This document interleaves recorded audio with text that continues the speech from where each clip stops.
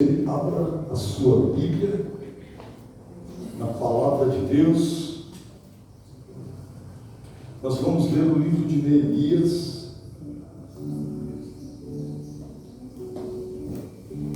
Neemias capítulo 4, versículo 17. Para a glória de Deus. Livro de Neemias,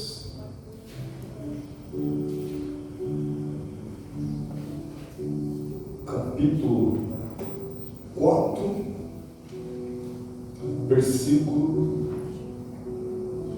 17.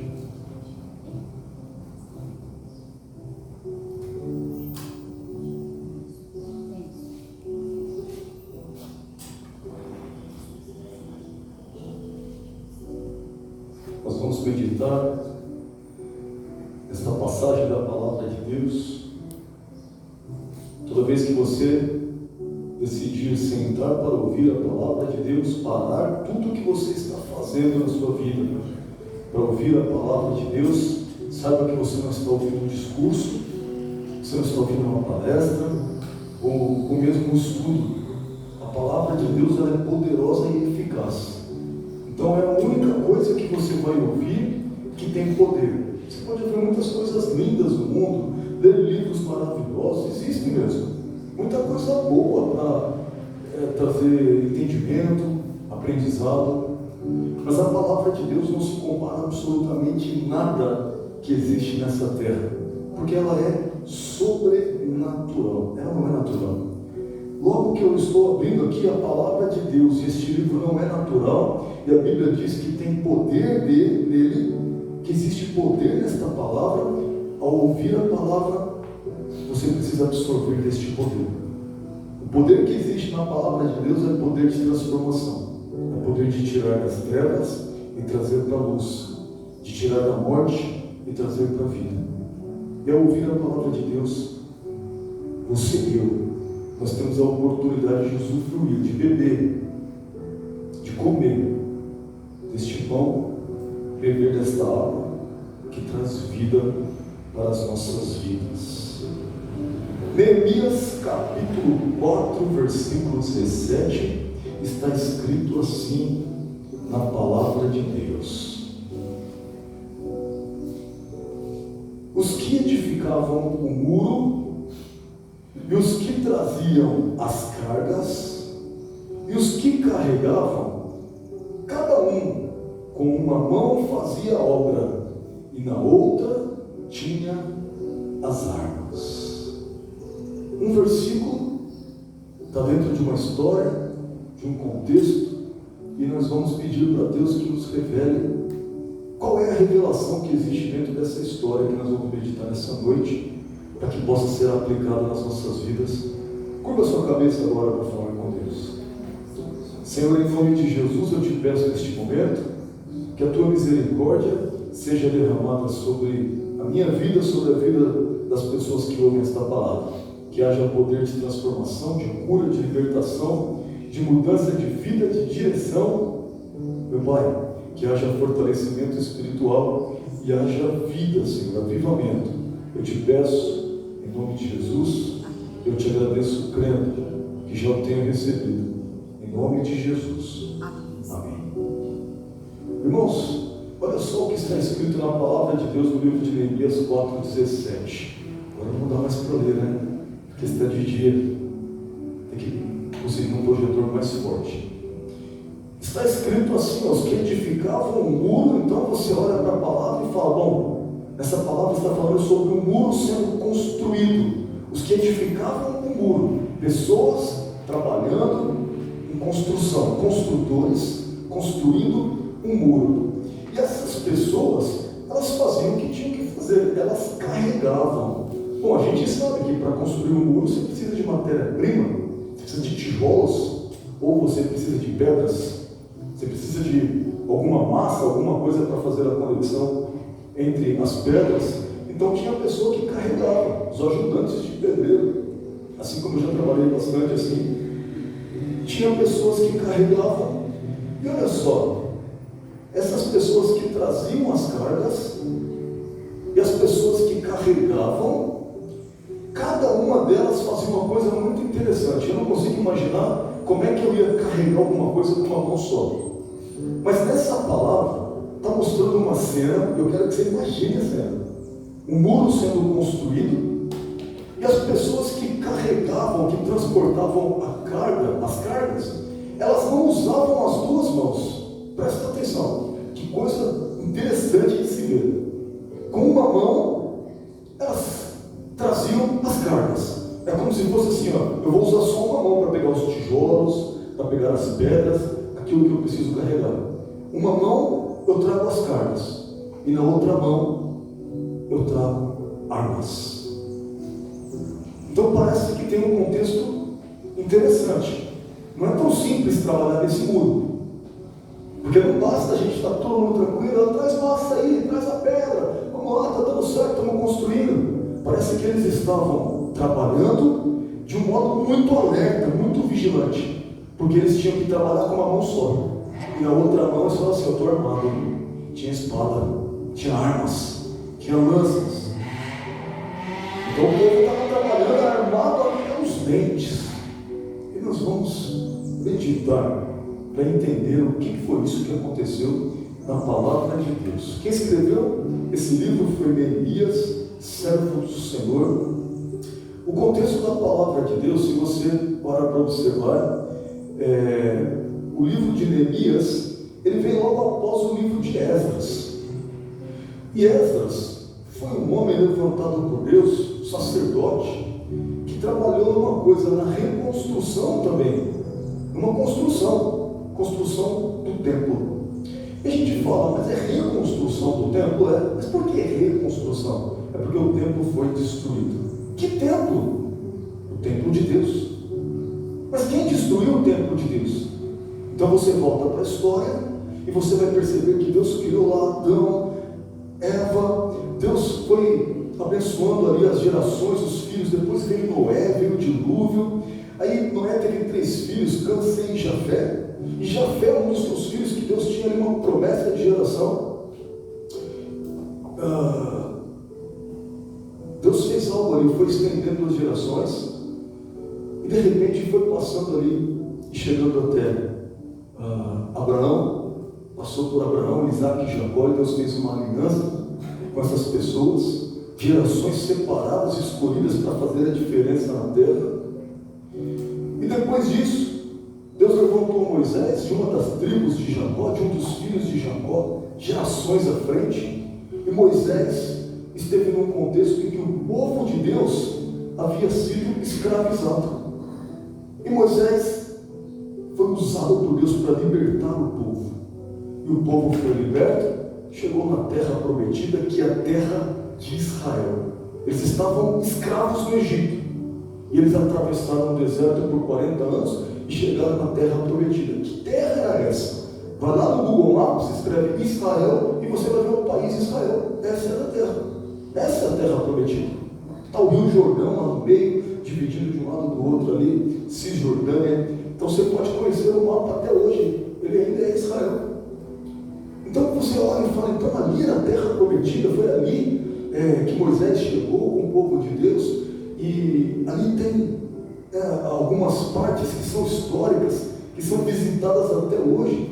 Tem um lugar chamado Jerusalém, você pode visitar até hoje. Tem lá o Templo de Salomão. Tudo isso que está escrito na palavra de Deus é tão real quanto você pode apalpar. Você vai lá e visita para saber a veracidade que existe histórica em cada detalhe.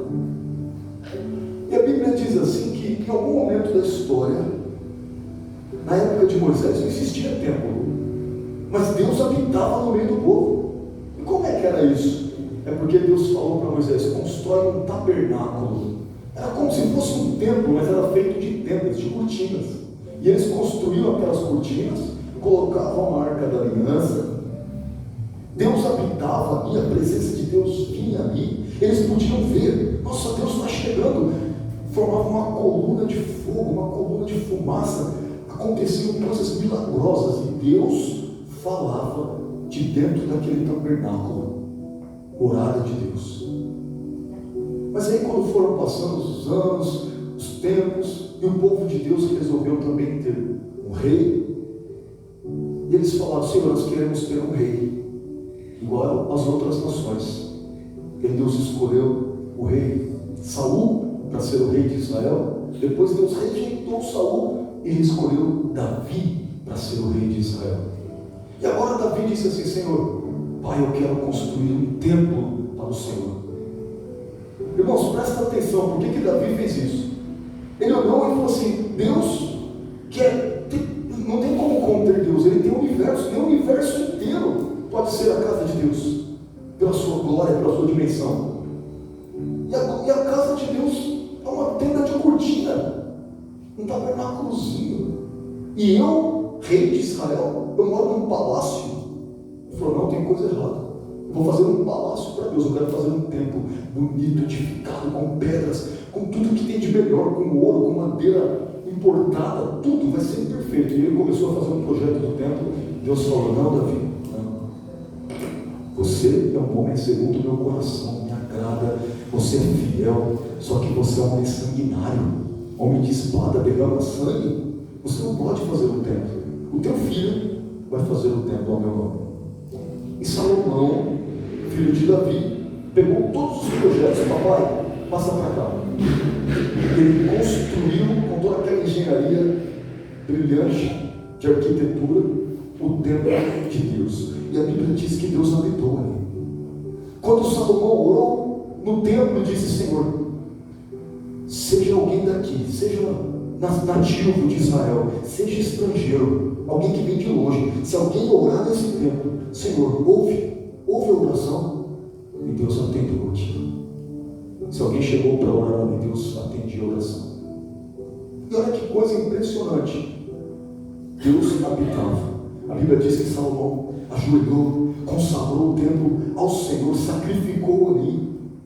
E a glória de Deus encheu o templo tanto que as pessoas que estavam ministrando, os sacerdotes ali que faziam o trabalho do templo, eles não conseguiam ficar de pé, eles caíam. Eles levantavam, desmaiavam, caíam de novo, a fumaça enchia o templo. Era muito forte. Deus desejando habitar no meio do seu povo. Mas sabe o que aconteceu?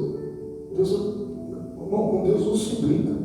Deus levantou o seu povo e falou assim: eu vou habitar no meio de vocês, eu vou ser seu Deus, vocês serão meu povo, nós vamos estar juntos, unidos, vocês vão me servir, vocês vão vir para a igreja, para o templo, vocês vão me adorar, mas não pode ser de qualquer jeito.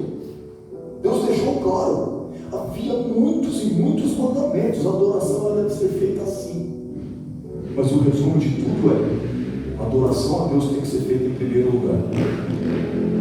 Porque um mandamento muito, mas muito sério e que causa afastamento total de Deus é quando alguém coloca Deus em segundo lugar, em terceiro lugar. Ele simplesmente se afasta e fala: não, aqui não tem lugar para mim.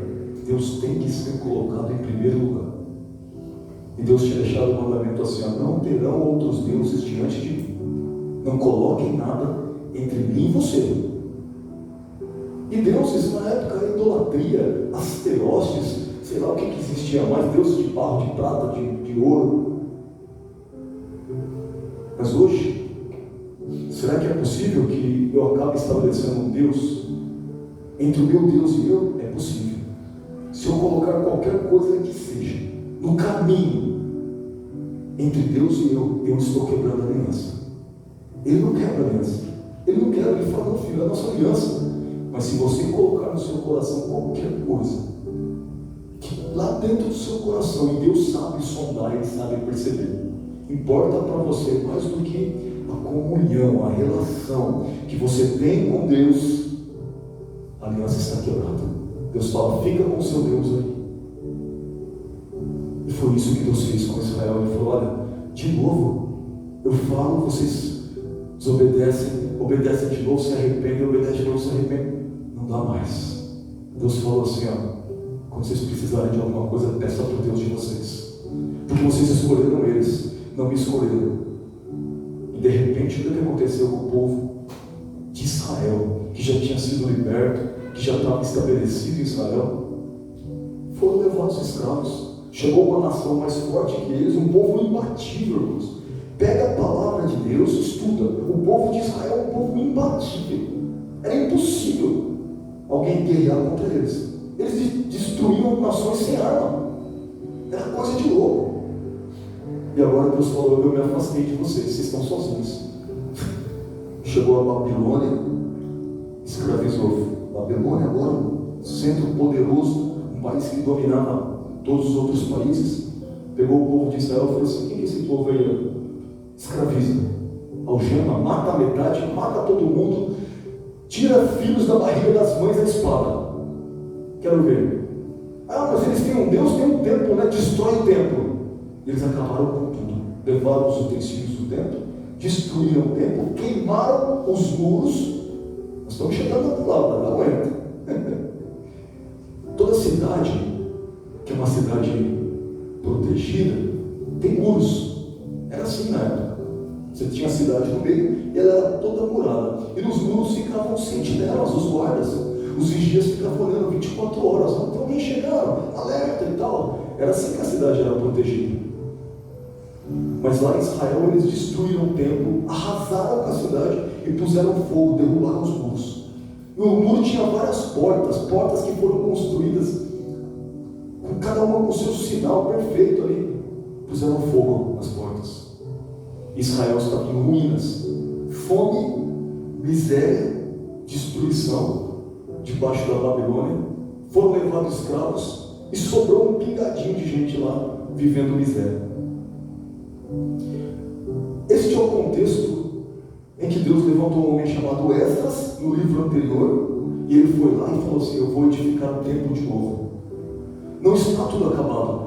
Senhor, nós nos arrependemos. Senhor, o teu povo se arrepende. Senhor, nós voltamos atrás. Nós pecamos, mas a gente vai se consertar. Eu andei errado, mas agora eu vou andar certo na tua presença.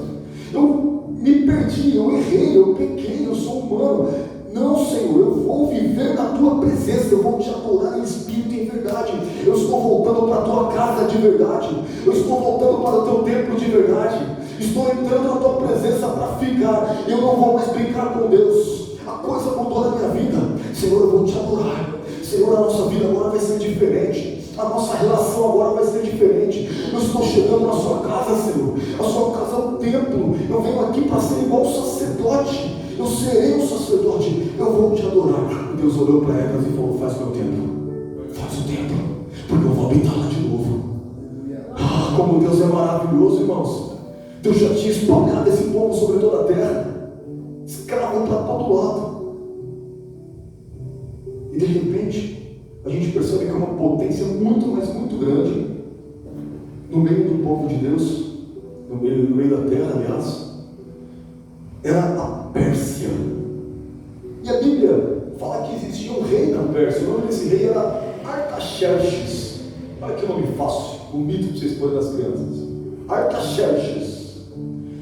E aí o rei Artaxerxes, um rei que dominava geral, mandava em todos os países, mandava em Israel, que era assim, ó. O negócio era, ele falava, acontecia, ele falava assim, ó, queima aquela nação, sumiu o país inteiro. Era esse rei aí, que era o rei Artaxerxes. Por um acaso, pessoas que foram levadas cativas, o povo de Israel que foi espalhado pela terra, alguém que falou assim: minha vida acabou, destruíram o meu país, puseram fogo em tudo e eu virei escravo, mas continuou assim: eu adoro meu Deus, eu adoro meu Deus, eu adoro meu Deus. Tem gente assim na terra ainda, que pode vir a desgraça que for sobre a vida dele. Ele fala assim: eu posso morrer, ser fulminado, eu vou morrer adorando, eu vou morrer servindo, eu vou morrer fiel. A aliança que eu tenho com Deus não pode ser quebrada. Pessoas que perderam suas famílias, foram executadas, eles continuam: eu vou ser fiel até a morte, a coroa da vida é minha. Existe gente assim, você pode crer. Nós temos que ser assim, nós temos que chegar nesse nível. E Neemias era assim, continuou sendo fiel. Ok, Deus preparou um empreguinho muito legal para ele. Do nada, ele virou um copeiro do rei. O homem estava ali, ó. Era um homem que preparava tudo que o rei ia comer. Isso é um copeiro. Copeiro vem de copo, então ele trazia as bebidas para o rei, as comidas.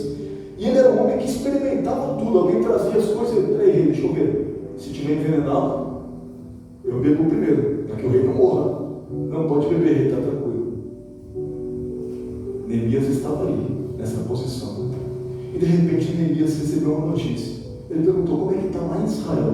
Eu estou aqui na Pérsia, eu estou do lado do rei, uma posição top.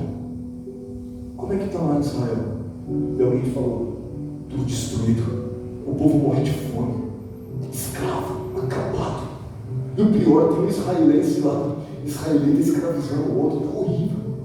Templo, está construído lá, mas os muros, está tudo queimado, está tudo acabado.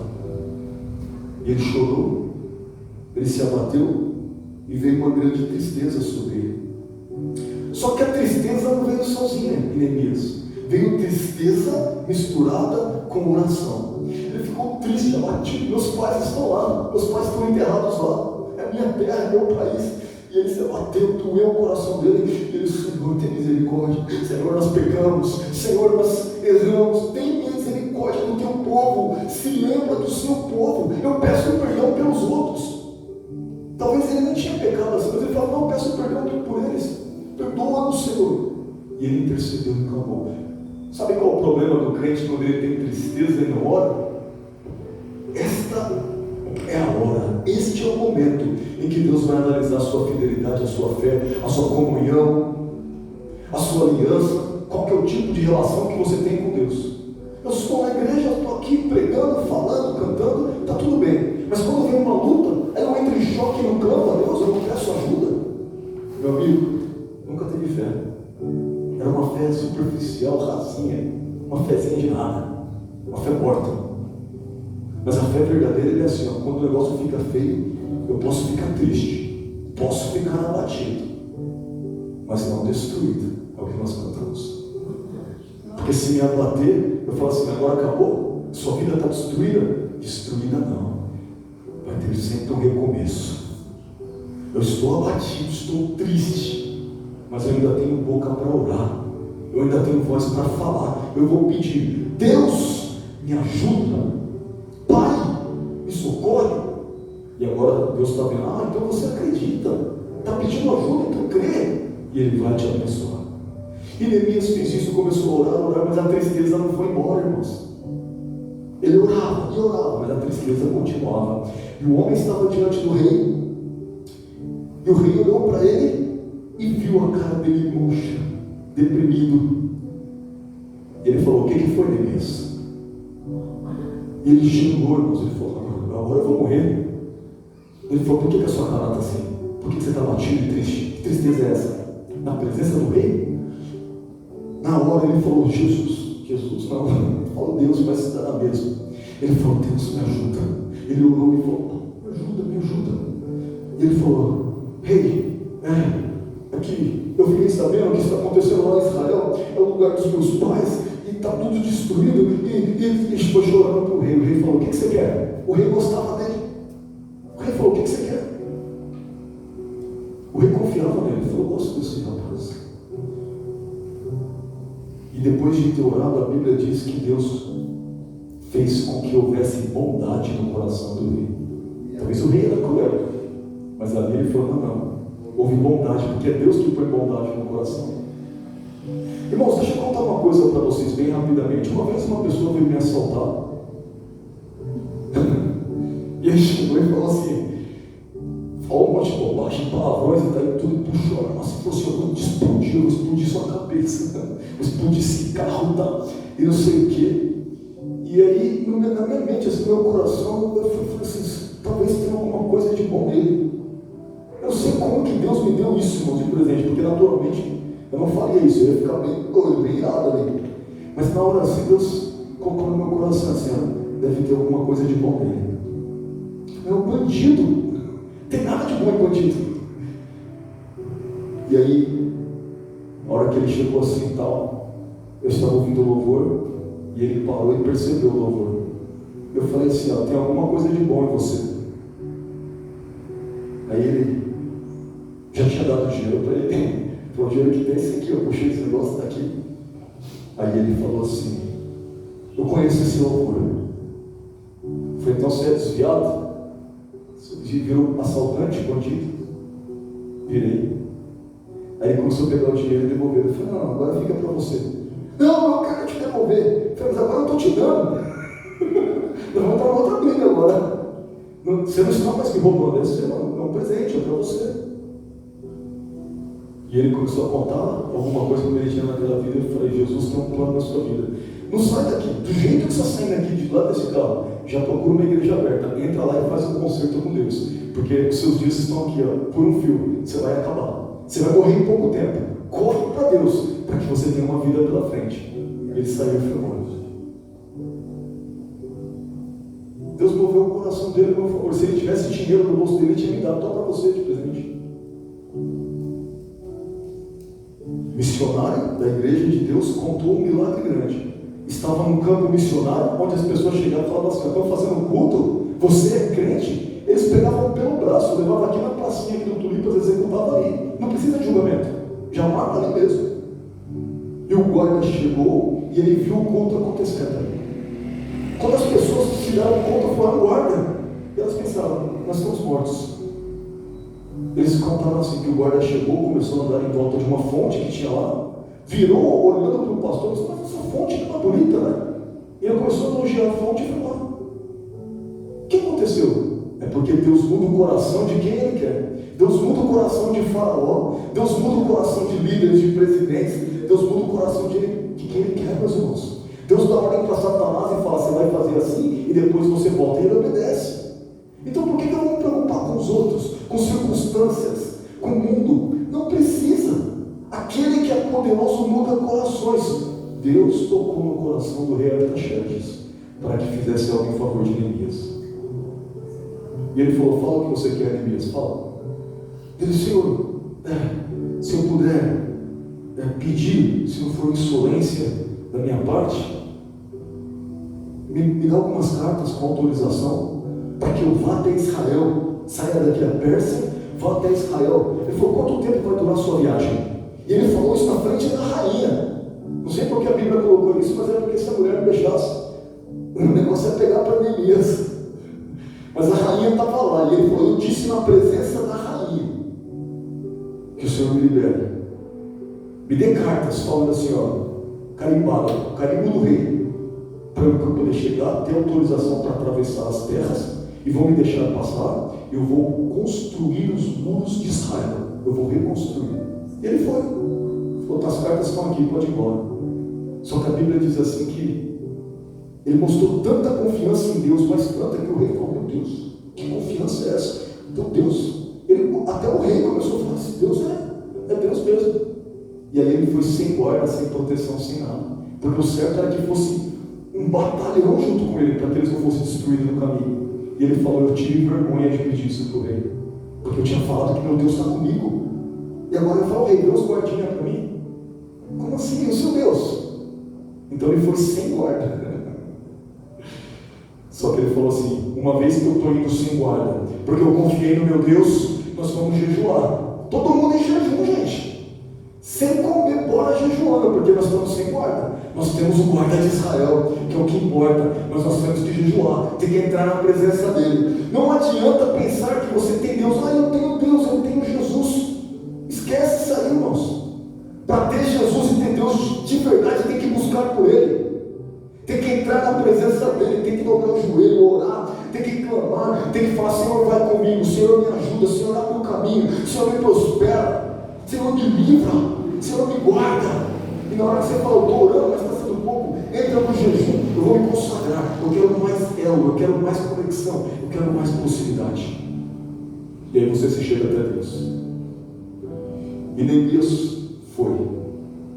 Quando ele chegou lá, a Bíblia diz que haviam dois personagens que apareceram na história. Dois nomes interessantes: Sambalate, olha que nome, e o outro era Tobias.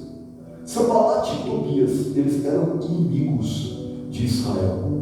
Quando eles ficaram sabendo que Neemias estava vindo fazer alguma bondade para Israel, eles já começaram a se erguer em fúria, e eles começaram a escarnecer, tirar sarro. Falaram: quem é você? Você vai fazer o quê? Como é que você vai construir esse muro? E riam e tiravam sarro. E aí, de repente, Neemias estava numa situação de ameaça, porque Porque eles falaram assim: nós não vamos permitir que eles construam um muro. Mas mesmo que eles construíssem, vai ser um muro tão ralézinho que até uma raposa derruba esse muro. É um muro de nada. Então, na sua vida você vai ouvir coisas para te desanimar. Sabe o que acontece com a gente, irmão? Você pode estar numa fé, numa vontade, eu quero, eu vou conseguir, eu vou para frente. Vem alguém que fala uma coisa negativa no seu ouvido, você já desanimei. Com isso que eu ouvi, nem quero mais. Quero saber de mais nada. Minhas forças se acabaram. Mas é porque você ouviu Satanás. O diabo vai sempre falar no seu ouvido, sempre. Se ele falou no ouvido de Jesus, ele falou: você é o filho de Deus mesmo? Será que é? Está com fome? Satanás, ele falou no ouvido de Jesus. Ele não vai falar no teu. Mas cabe a você ouvir ou não. Porque Jesus fez assim para ele: está escrito, Satanás, vaza daqui, some. Não deu ouvidos. Ele ouviu o que Satanás tinha falado. Dar ouvidos não. Jesus não permitiu que aquilo abatesse, destruísse, acabasse com a vida dele. Mas ele foi fiel, apesar de ouvir a voz do diabo diretamente, falando frente a frente com ele.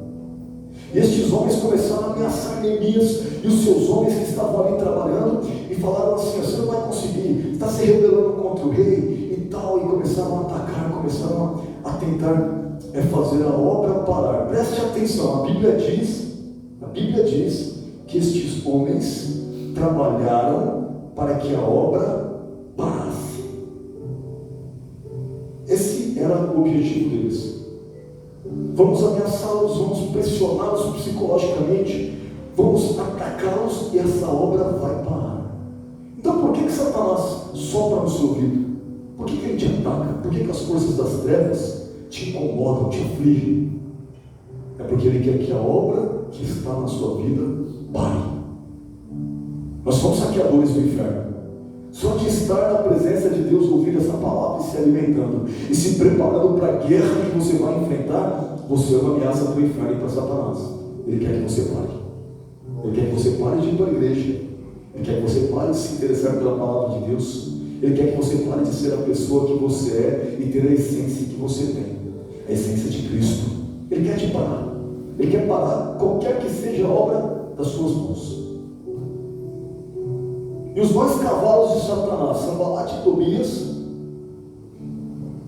tiraram o sarro e atacaram.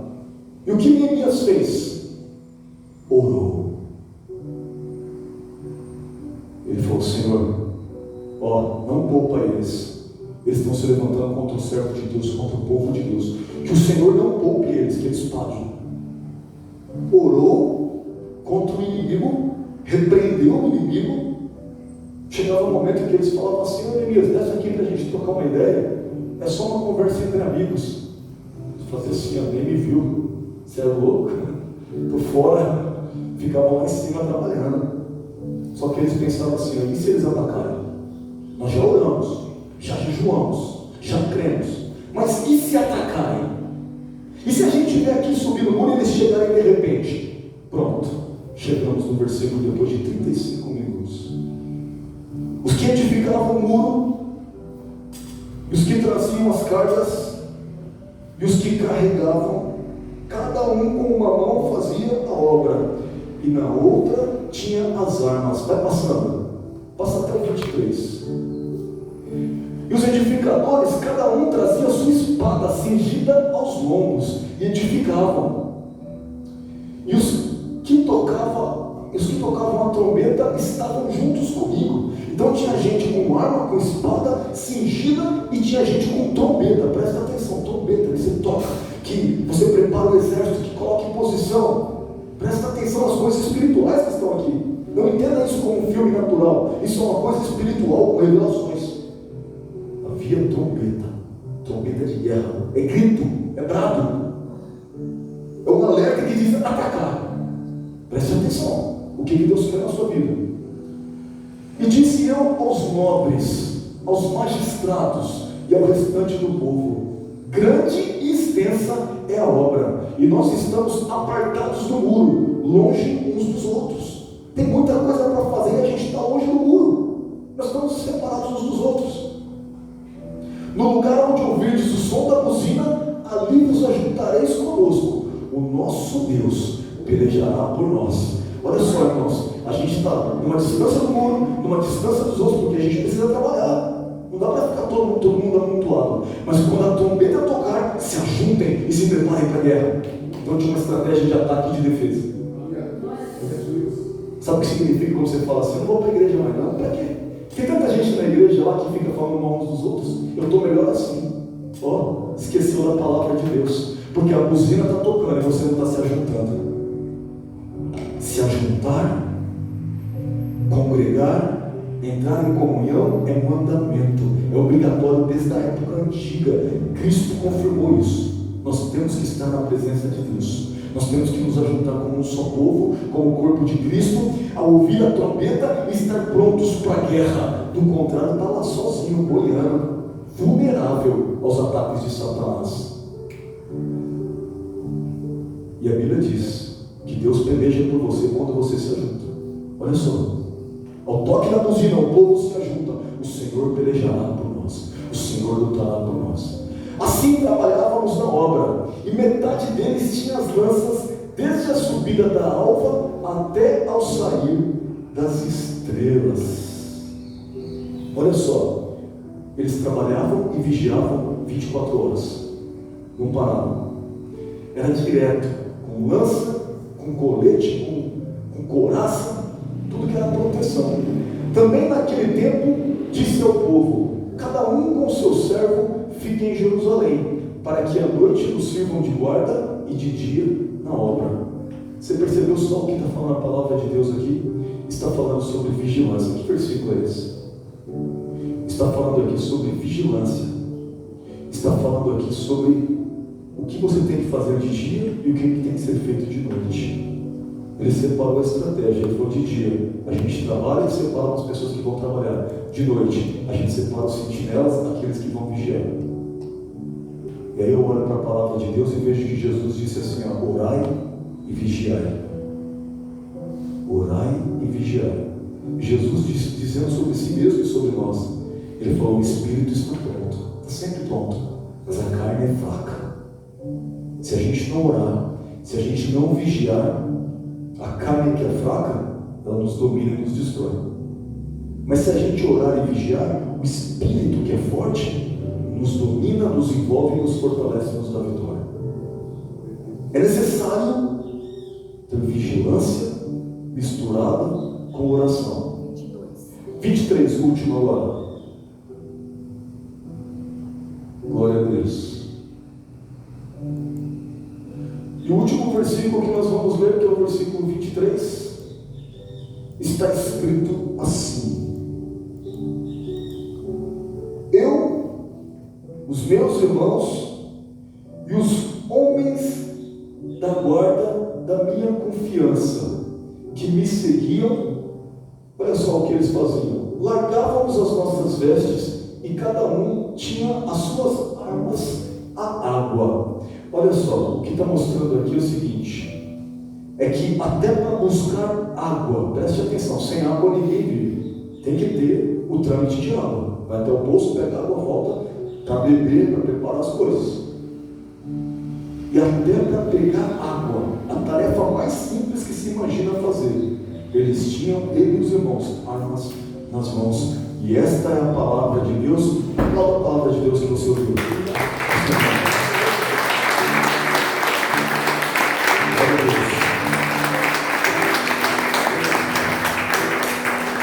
Queridos e amados irmãos, quando a gente lê esse texto, escuta essa história, essa palavra, e recebe de Deus a revelação do que aconteceu fisicamente, do que aconteceu espiritualmente, nós precisamos entender onde nós estamos nessa história, aonde estamos nós neste contexto, para que a gente possa aplicar as nossas vidas. O primeiro ponto que eu quero compartilhar com vocês, a primeira pergunta que nós temos que fazer para nós mesmos. A pergunta é: quando a Bíblia fala que tinha uma obra sendo feita, tinha um muro sendo edificado, entenda uma coisa: edificação, reconstrução, você precisa entender que a sua vida, ela é um templo e precisa de edificação, precisa de reforma, precisa de reconstrução o tempo todo, precisa de manutenção. A sua vida precisa de muros, ela precisa de proteção. A cidade sem muros, ela está aberta, ela está vulnerável. Assim é o teu corpo, assim é a sua vida, precisa ser murado, precisa ser protegido. E quando você toma uma decisão, eu vou reconstruir a minha vida, eu vou entrar no altar de Deus e vai ter uma grande reforma no meu ser. Quando você diz isso, existe uma obra a ser feita. A obra que você está fazendo em prol da sua própria vida e a obra que você faz sendo servo de Deus aqui na terra, a própria obra de Deus. Então, quando a gente fala em obra, reconstrução, edificação do templo, da casa de Deus, da sua própria vida, a obra de Deus lá fora, pregando o Evangelho, quando a gente fala em obra, a pergunta que nós temos que fazer é: qual é a obra que nós vamos fazer com uma mão? Você ouviu a história? Com uma mão se faz a obra, na outra mão se tem uma arma. Então a primeira pergunta: em uma mão, que obra é essa que eu vou fazer com essa mão? Qual é a obra que Deus quer que eu faça? Irmãos, vocês pensam que eu vou falar uma lista de obras para vocês agora, mas não. Só tem uma obra que Deus quer que você faça. Se você não se esquecer, a obra vai ser feita na sua vida. É muito simples de lembrar. É só uma obra. E isso está revelado em João 6,27. João 6,27, a Bíblia fala: tem que fazer uma única obra. Se fizer ela, já fez tudo. E essa obra é crer na palavra de Deus. Esta obra é crer no que Deus diz. Talvez você pense: eu creio, então está feita a obra. Toma cuidado, porque tem muito mais profundeza na palavra crer do que você imagina, do que eu imagino. Crer no que Deus diz é crer na íntegra, em tudo. É 100%, irmãos. Não adianta falar eu creio quando eu leio, mas na prática eu não demonstro que creio. Isso não é crer. É crer totalmente naquilo que Deus diz. Está escrito assim, quando a gente fala sobre obra, olha só: trabalhai não pela comida que perece, mas pela comida que permanece para a vida eterna, a qual o Filho do Homem vos dará, porque a este o Pai, Deus o selou. Deus selou Jesus, Filho do Homem, e o Filho do Homem nos dará uma comida eterna. Ele já nos dá uma comida que é eterna, que nunca morre. Bom, a comida toda da terra eu sei qual que é. A gente já comeu um pãozinho ali hoje no café da manhã. Essa é uma comida que perece. Se deixar em cima da mesa, ela apodrece. Mas existe um pão que não perece, e o Filho de Deus nos concedeu, e o Pai nos selou. 28. Disseram-lhe, pois: que faremos para executarmos as obras de Deus? Então essa pergunta que nós fizemos para nós mesmos nesta hora, fizeram para Jesus. O que a gente tem que fazer para que a gente possa sentir: estou fazendo a obra de Deus, cumprir a vontade de Deus, fazer a sua obra? Fizeram a pergunta e Jesus respondeu no 29. Jesus respondeu e disse-lhes: a obra de Deus é esta, que creais naquele que me enviou. A palavra de Deus revelou que a obra de Deus é crer, a obra de Deus é acreditar. Mas acreditar não é eu acredito, acreditar é acreditar em tudo que está escrito. Lê um versículo. Eu abri a Bíblia, está escrito assim, se passares pelas águas, elas não te submergirão, e se passares pelo fogo, a chama não arderá em ti. E eu tiver numa situação, um incêndio, alguma coisa, eu vou crer na palavra e vou ter que atravessar. Eu vou morrer queimando aqui dentro, ou eu vou correr pela porta? Falar: Senhor, de acordo com a tua palavra, eu vou. Se morrer, eu vou para a glória. Mas que eu vou atravessar crendo na palavra, eu vou. Então é muito diferente crer do que você acha que é crer. Crer é acreditar na íntegra. Deus disse, é lei, é a verdade, acabou. Jesus falou que é assim, então por que eu estou discutindo? Por que eu estou devaneando, imaginando outra coisa?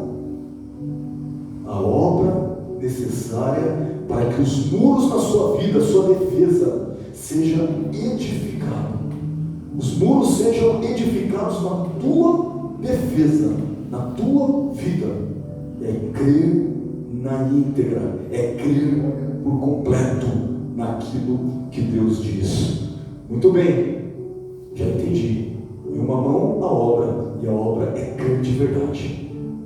Agora eu estou fazendo a obra, agora eu estou edificando o muro. E na outra mão, vamos ver, na outra mão é a arma.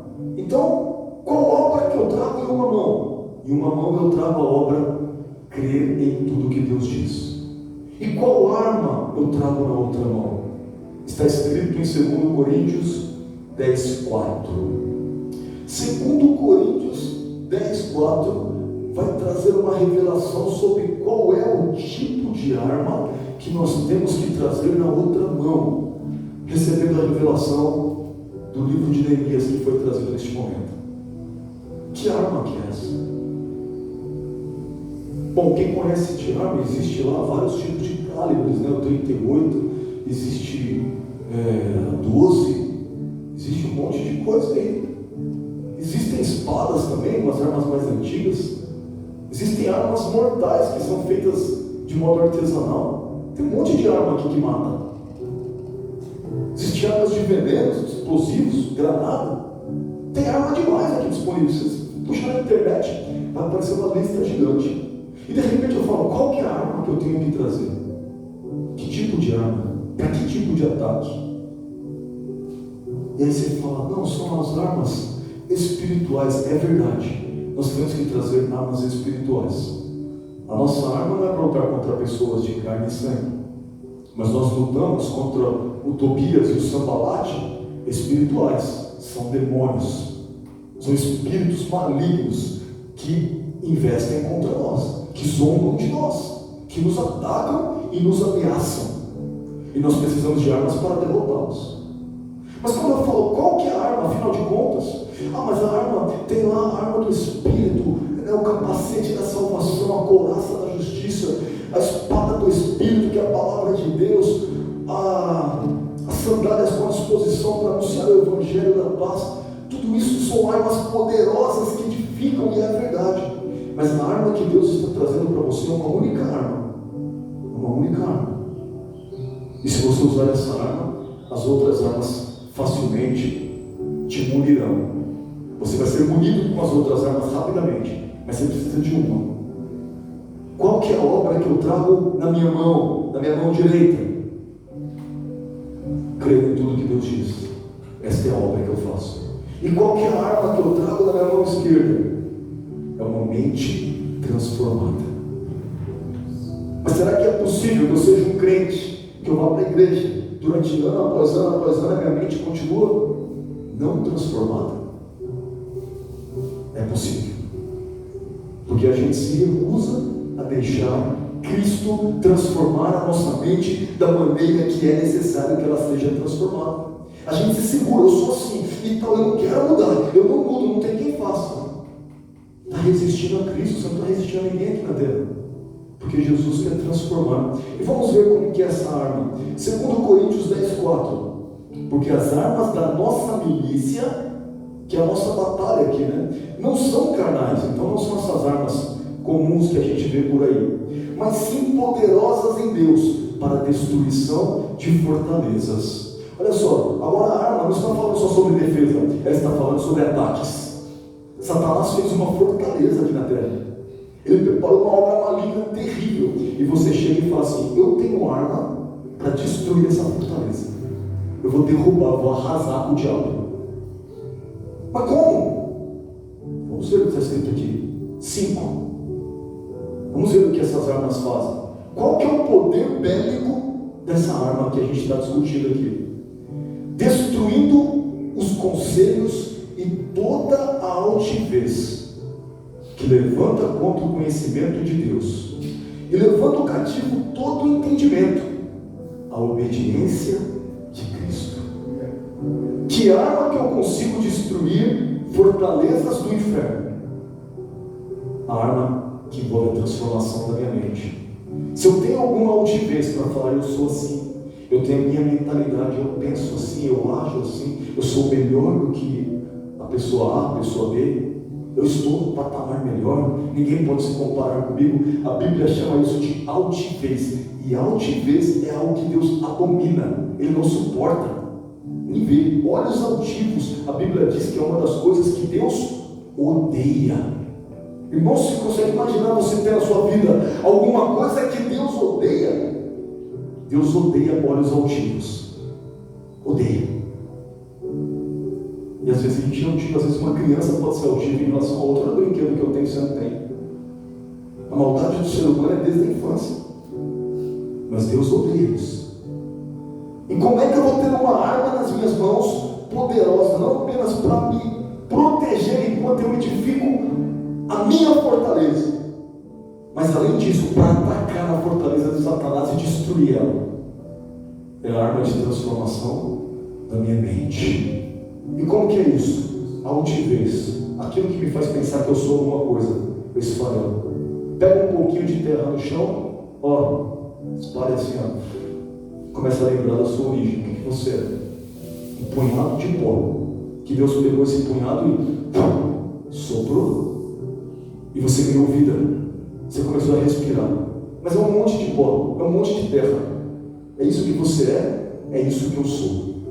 A altivez vai embora, a humildade vence, Senhor. Estou vivo pela misericórdia. Você não está mais acima de ninguém, você está ali só dependendo da misericórdia. Pronto, já começou a destruir a altivez.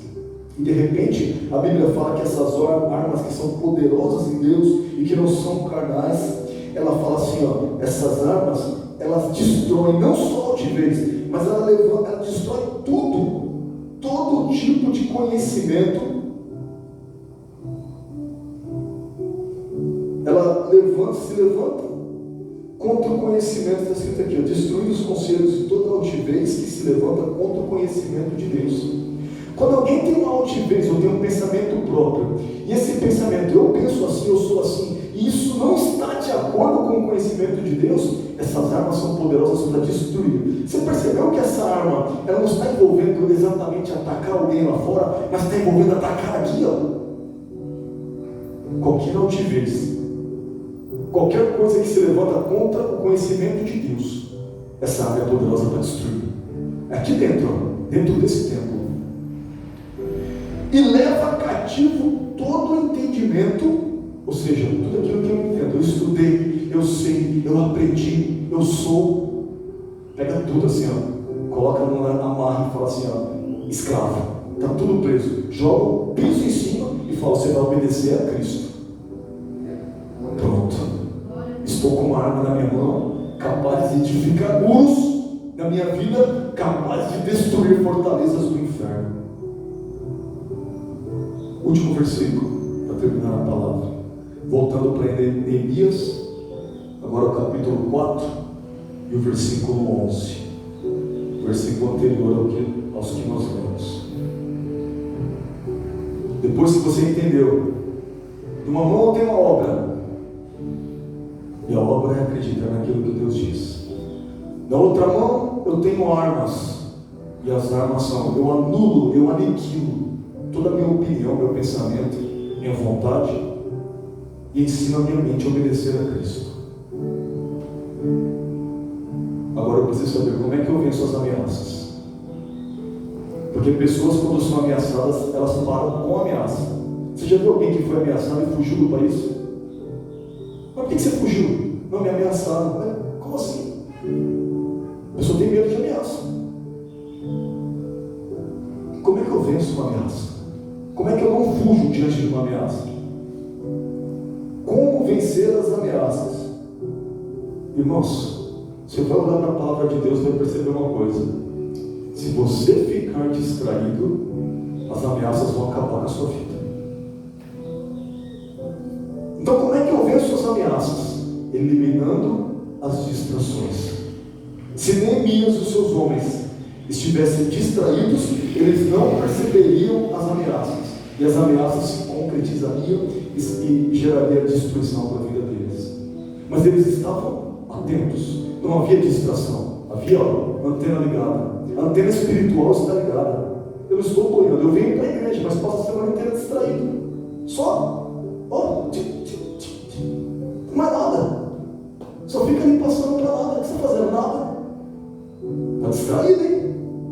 Não pode passar de vez em quando, pode, daqui a pouco se passa, eu preciso lembrar, eu preciso ouvir a palavra, eu preciso ler a Bíblia, eu preciso dobrar no joelho, eu preciso fazer alguma coisa que presta, eu preciso produzir nessa terra, eu preciso ser alguém a quem Deus olhe e diga: eis aí o meu servo, eis aí a minha serva. Mas se você não é assim, está distraído. Se eu não sou assim, eu estou distraído.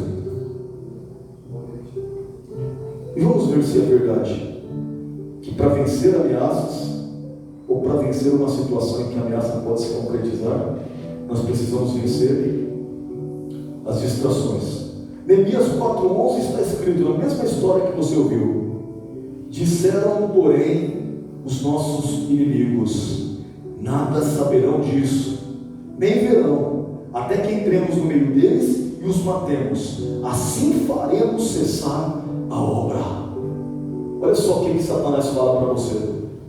Meu Deus, estou ouvindo a palavra aí na pregação da igreja. O que Satanás fala para mim é o que Satanás fala para você. Olha o que Sanbalat e Tobias prontaram contra Neemias. Eles não vão ficar sabendo. Olha só o que eles falaram. Está escrito assim, ó. Os nossos inimigos disseram: eles não saberão de nada, eles não vão nem ver. Até que a gente entra de repente no meio deles, mata todo mundo e para a obra. Entendeu o plano de Satanás? Plotado contra a sua vida? Está distraído? Está boiando? Ele está falando assim, ó, ele não vai saber. Ele não vai nem ficar sabendo. Eu estou entrando na casa e ele não está sabendo. Eu estou entrando na família e ele não está percebendo. Eu estou entrando na mente dele e ele não está sabendo, não está percebendo, está distraído. Está boiando. E Satanás faz festa com a sua cara. Aí ele zomba mesmo. Porque ele faz um plano assim, ó. Vamos esperar o momento de maior distração. A gente entra no meio deles. Eles não percebem, eles não sabiam. A gente mata, arrasa com tudo, destrói com a família, destrói com a casa, destrói com o casamento, destrói com a comunhão, destrói com a vida com Deus, arrasa com tudo. E a gente mata essa vida. Porque ele é homicida desde o início. E a gente para a obra de Deus que está planejada na vida deles. Mas Neemias entendeu: olha só o que o inimigo tramou contra mim. Pode vir. Ele fez assim, ó. Vem para cá. Só vem para vocês verem. Eu estou trabalhando e estou edificando. Mas se passar uma alma viva aqui que não seja de Israel, já cai ali mesmo. A gente concreta tudo. Pode vir. Está pensando que a gente está distraído? Está muito enganado. Está muito enganado, irmãos. O mundo de hoje, o evangelho de hoje, precisa de pessoas que desafiam o inferno. Que quando vem as ameaças, fala assim: ó, cadê? Satanás está me ameaçando? Observa isso. Você vai saber o que é um servo fiel. Você vai saber o que é uma serva fiel, que vive de acordo com a palavra de Deus, que busca, que ora, que clama, que serve e que adora. Pelo poder que é no nome de Jesus, receba esta palavra. Você precisa ser um homem de guerra, uma mulher de guerra, porque a Bíblia diz assim, ó: Deus é homem de guerra, varão de guerra é Jeová. Deus é homem de guerra. É necessário que você seja homem de guerra. Assim como o Senhor é poderoso e Ele sai como homem de guerra, e Ele sujeita os seus inimigos, Ele também prepara isso para nós. Quer saber como é Jesus nesse contexto? Jesus em Apocalipse 19:21 tem uma revelação sobre Ele. Depois que todos nós morremos, será que é uma coisa muito dura falar para você que você vai morrer? Ora, se o tempo passar, a gente vai morrer. Nossa carne pelo menos vai. Assim como uma geração que ouvia a palavra há 100 anos atrás, não tem ninguém aí. Todos morrem, mas chega uma hora que Deus fala assim: é a hora da ressurreição. E Ele toca a trombeta, e os que morreram em Cristo ressuscitam primeiro para a salvação. E os que morreram para a perdição só ressuscitam para a morte eterna. Mas está escrito assim em Apocalipse 9:21: os demais foram mortos com a espada que saía da sua boca, do que estava sentado sobre o cavalo, e todas as aves se fartavam das suas carnes. Você quer saber se Jesus é um homem de guerra? Alguém fica pensando, Jesus, homem manso, é verdade, ele veio em mansidão. Jesus é um homem tranquilo, é um homem de paz, é verdade. E ele foi levado como ovelha muda ao matador, é verdade. Ele não reagiu, embora ele mesmo disse, se eu clamar, vem um exército do céu aqui para me defender. Ele não fez nada. Ele abaixou a cabeça, apanhou, ficou em silêncio, sendo ele todo poderoso. Um estalo de dedos, e ele esfarelava todo mundo, transformava em pó. Mas ele não reagiu, porque ele pensava na minha vida e na sua vida. Ele tinha um foco, o amor por mim e o amor por você. Mas tira da sua cabeça essa historinha de um Jesus fraco que está ali, é humilde. Jesus é homem de guerra, e ele vai vir nessa terra para guerrear. E quando ele vier, está falando sobre ele e sobre os inimigos dele. A espada que sai da boca dele destrói os inimigos, mata com tudo, e as aves do céu vêm como o resto das carnes. É Jesus. Será que você conhece Jesus mesmo? Ele virá com poder e grande glória, montado no seu cavalo, queridos. E quando ele vier, ele vem com a espada na mão, e o poder dele está escrito na altura da sua coxa, nas vestes: Rei dos Reis. O Rei dos Reis e Senhor dos Senhores é homem de guerra. Ele guerreia, ele batalha, ele tem espada, ele tem poder. Não dá para você ser um crente fraquinho mais. Isso acabou. Isso acabou. Chegou a hora de ter espada na mão. Chegou a hora de ter a obra na outra. Chegou a hora de resistir às ameaças. Chegou a hora de seguir em frente. Aplauda Jesus, nós vamos orar. Deus maravilhoso. Aleluia. Obrigado, Senhor, por este momento que nós tivemos na Tua presença. Obrigado pelo Teu amor e bondade e misericórdia. Obrigado por falar, Senhor, no coração de cada um que ouviu essa palavra. Obrigado por derramar o Teu poder e autoridade espiritual, para que nós possamos lutar e vencer, para que nós possamos batalhar com espadas espirituais, com armas espirituais, poderosas em Deus. Senhor, eu te peço que haja vigor e vida, que os Teus servos estejam de pé, que haja vitória na vida de cada um, e que nós venhamos verdadeiramente, Senhor, prosseguir, vencer. Senhor, que nós venhamos verdadeiramente batalhar, Senhor, e ser servos fiéis na Tua presença, em nome de Jesus.